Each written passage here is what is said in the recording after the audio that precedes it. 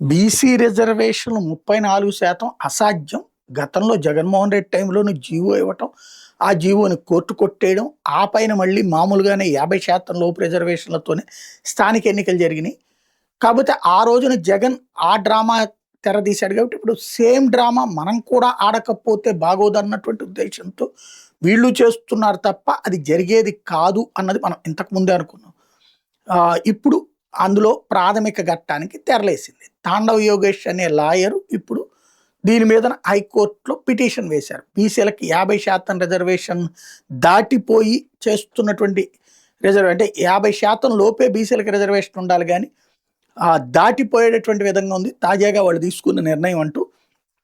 ప్రభుత్వం జారీ చేసిన 2 జీవోల్ని సవాల్ చేస్తూ హైకోర్టులో పిటిషన్ వేశారు.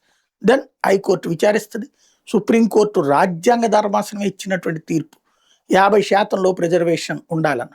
ఈవెన్ వీళ్ళు వేసినటువంటి మిశ్రా కమిటీ కూడా అదే చెప్పింది, 50% లోపే ఉండాలి అన్నటువంటి. బట్ వీళ్ళు 50% దాటినే పెడతారు.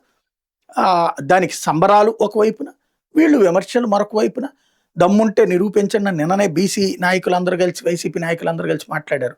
ఫైనల్గా ఈ కథ అంతా పూర్తయిపోయిన తర్వాత ఇప్పుడు బీసీలకు సంబంధించినటువంటి అంశంలో ఏం చేస్తారన్నటువంటిది హైకోర్టు ఇచ్చే తీర్పు. ఒకవేళ హైకోర్టులో గనక ఈ రిజర్వేషన్ కొట్టేస్తే సుప్రీంకోర్టుకి రాష్ట్ర ప్రభుత్వం వెళ్తుంది.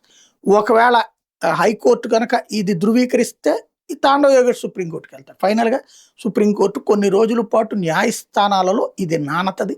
ఆ పైన కొట్టివేత తప్పదు.